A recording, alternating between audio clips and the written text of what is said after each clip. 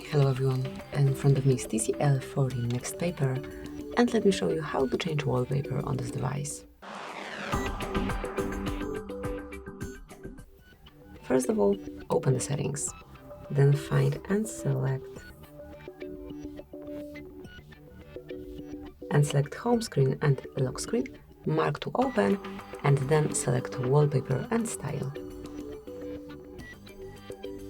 And here, click on change wallpaper.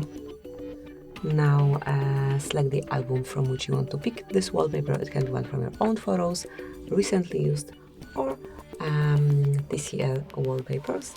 Let me pick, for example, this one. Now you can take a look how it looks on both home and lock screen, and if you want to apply it, just click on apply. Then decide if it's for home screen only, just your lock screen, or both. And that's it, that will be all. Thank you for watching, please subscribe our channel and leave the thumbs up.